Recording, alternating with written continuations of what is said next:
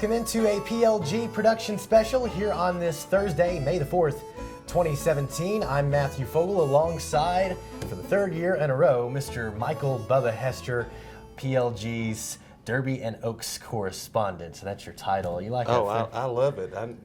More title. Not getting much pay for this, so we're still working on that, right? We're going to sign a 10-year contract after this, after the meeting. Yeah. We can call it. We can sponsor this with Kroger. Right. Yeah. Right. Okay. So you asked for coffee, but you already had coffee when you came here. Yeah, I didn't trust your coffee situation down here at all, so I had to stop by the 5-Star Food Mart here. All right. So looking at the Kentucky Derby and the Kentucky Oaks. Once again, for 2017, we'll look back on 2016 a little bit. But first of all, Bubba, you know a lot about horse racing. You've been around the sport for a long time, right? I'd say 30 plus years. Like I said before, it doesn't necessarily make me an expert, but I get a little better at it and learn from my mistakes each and every year, not only just on the Kentucky Oaks or Kentucky Derby, but just normal racing days and learn how to perfect it and look for different angles that would allow me to cash more tickets when I am betting on horse racing. So it's all about discipline.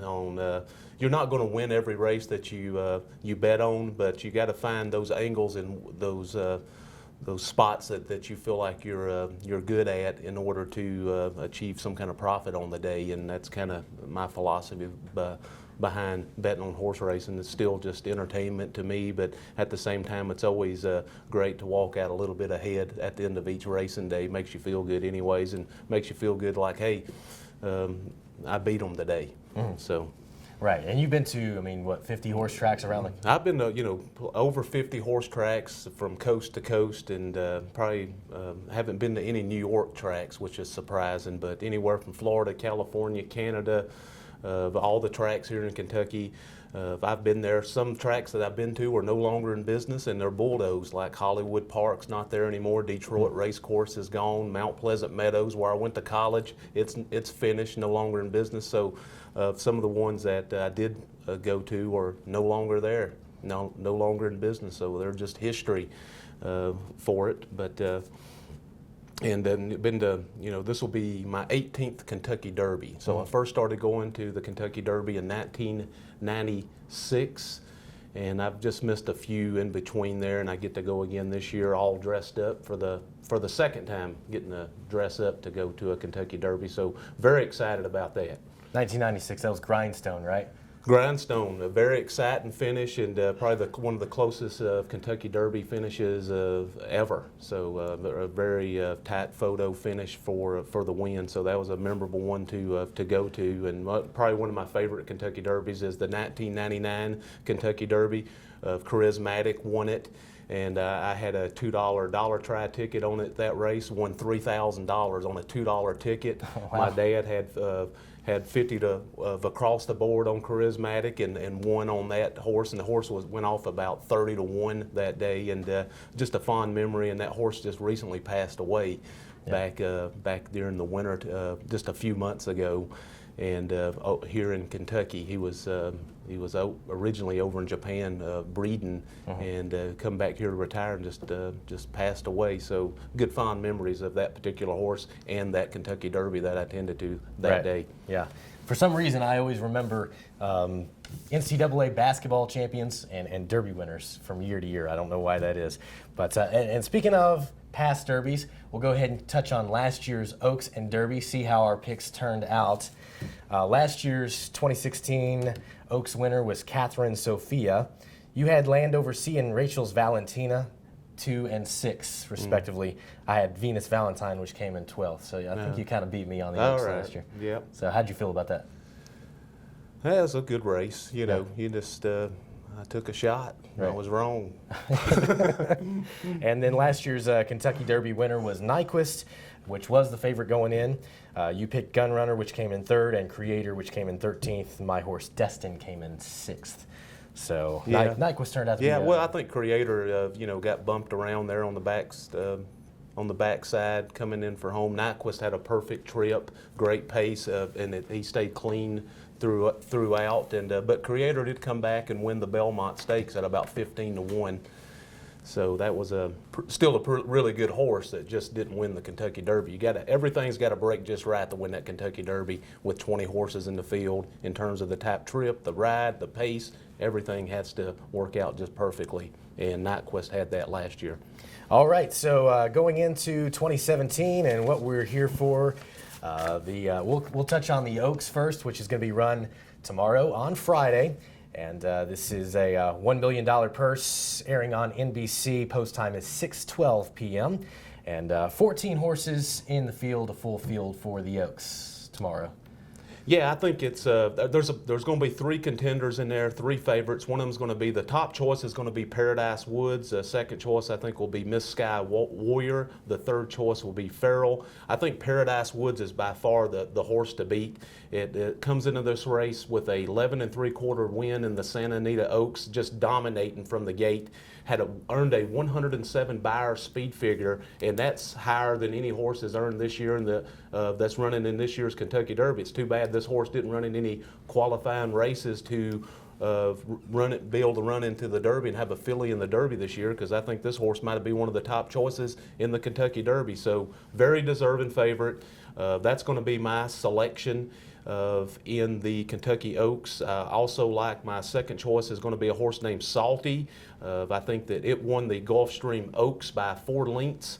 But I think that the jockey really misjudged the early pace and got in the back of the pack in that particular race. I think that horse can run much better than what he showed in the Gulfstream Oaks, even though that was a winning effort. That's going to be my second choice. And my third choice behind Paradise Woods is going to be a horse called Abel Tasman, who runs second to Paradise Woods and got really beat pretty badly. But this time's getting first-time blinkers. That's when they put some blinkers on so the horse is not distracted, looking around, more focused. So that's going to be my third choice. But by far, I think it's Paradise Woods' race to lose. It is going to go to the post time as the post time favorite tomorrow in the Kentucky Oaks. And I look for a big performance from Paradise Woods shipping in from California, running at Churchill Downs for the first time. I like your second pick, Salty. That's my pick. So you remember, I pick on name. I think Salty's a better name than Paradise Woods. Yeah, well, I want to go with what pays me the money. I've done well on name over the years. Yeah, the names ain't a bad idea to go with. I like Salty. I mean, in terms of, I might put that horse on top and play both of them on top, and hopefully for a price. But Paradise Woods still going to be my top selection. There's a huge disparity in the way, in my experience in horse racing and yours. So I think it's pretty funny. But you're still young. You can get better at this. Yes, I got a few years. You need to go more often. You need to start going like every day. Don't know if that'd be healthy. Okay, we're going to go on into the Kentucky Derby now, and Kentucky Derby is going to be on Saturday, of course, the first Saturday in May. It's going to be May 6th this year. Post time is 6:46 p.m. and it's going to be on NBC. And we've got a full field for the Derby this year, 20 horses and 2 on tap, also eligible in case any of those scratch by 9 a.m. on Friday.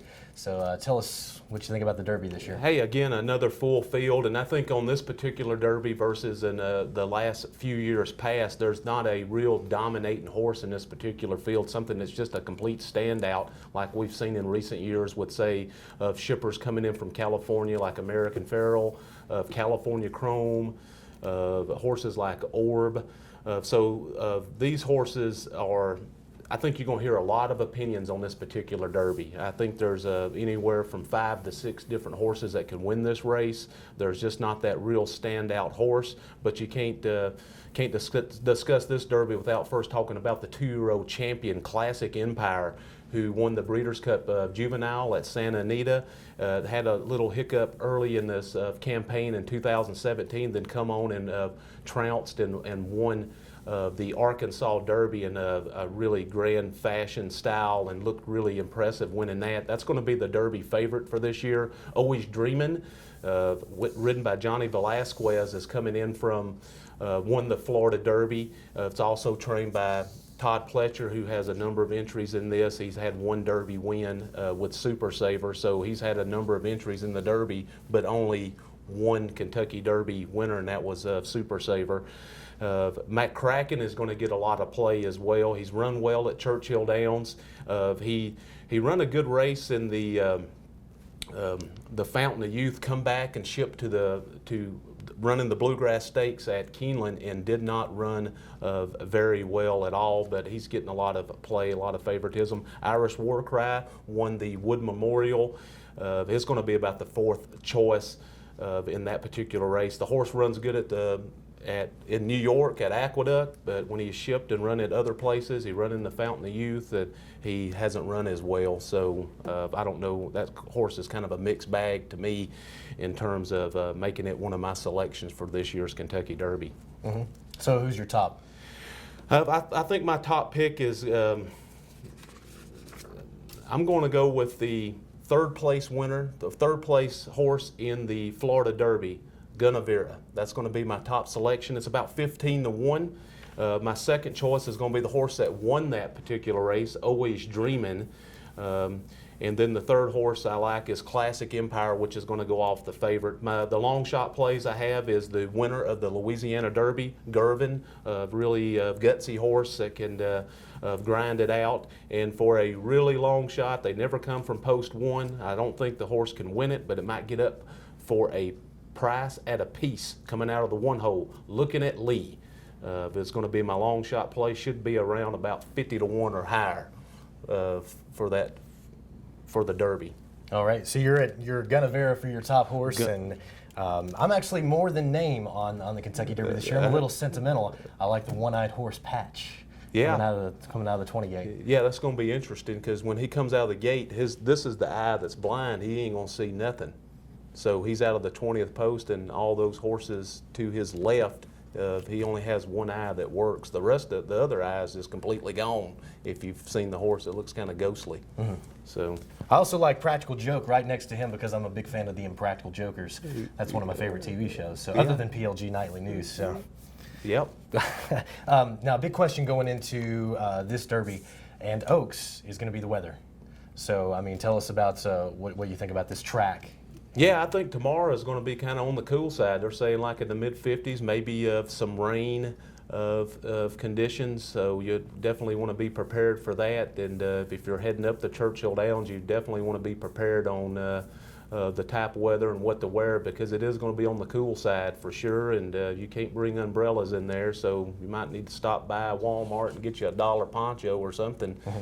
And for Derby's looking a little bit better, maybe in the mid-60s, maybe possibly cloudy, but the rain chances have gone down significantly. So I think on the Derby, we're still going to see a fast track, mm-hmm. possibly.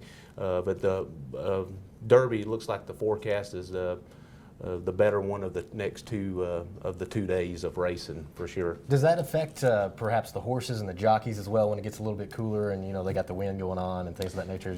Yeah, I mean some horses just don't like. You just don't know how they're going to react to running at Churchill. A lot of these horses is the first time they've run at Churchill Downs, so some horses are bred to like the mud. Some of them are going to perform better in the mud. Some of them don't like it at all. So that can affect.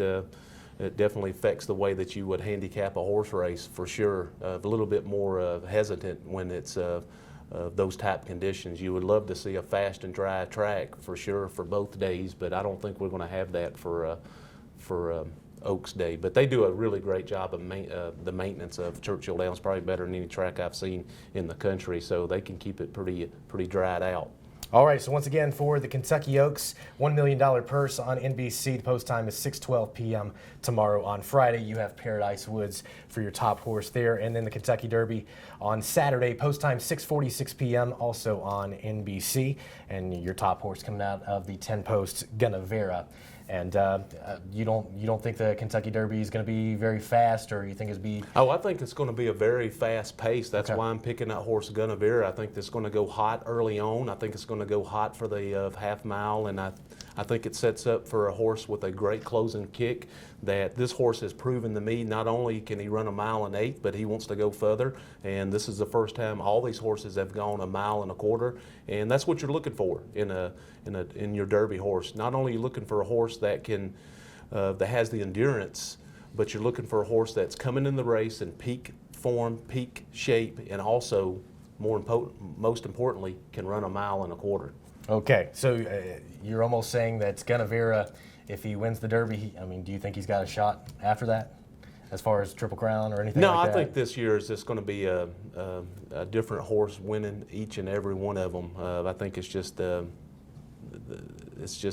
like I said, in this particular Derby, there's going to be a lot of different opinions out there, because I think there's going to be a lot of people think that their horse has a chance to win, and it's just because there's just not that standout stellar horse like we've seen in recent years with even a NyQuest coming to this race with a lot of credentials, and even American Pharoah, you know, had really high credentials and had the support that you thought it was going to be something special, and it ended up being the Triple Crown winner for the first time in 37 years or so, and I really believed in that horse. But I think this year we could see a different 3-year-old win each and every leg of the race. So. Okay, and speaking of American Pharoah, you need a American Pharoah horse, you know, little statue. Bobblehead, I know. Bobblehead, They right. haven't made one yet. We've got Affirmed, Seattle Slew, and Secretariat. Yeah, all I got is I got an ornament. That's it. Right. Yeah. And may the horse be with you, which is great because it's Star Wars Day, May the 4th. Right. So it fits right in. So Yeah, may the horse be with you. Yeah, that's my saying. anything else you want to add to this year's show? No, that's pretty much it. Looking forward to it. Happy Derby to everybody, and looking forward to the 143rd running of the Kentucky Oaks and Kentucky Derby. What a tradition to have here in Kentucky, and definitely look forward to attending it, and hopefully the sun shines bright and Old Kentucky home on Saturday, so we can all enjoy this year's running of the Kentucky Derby. Awesome. We're looking forward to it, and thanks for tuning in. Once again, it's always awesome to have Michael Bubba Hester in the studio as the PLG Derby and Oaks correspondent. Thank you, kind sir.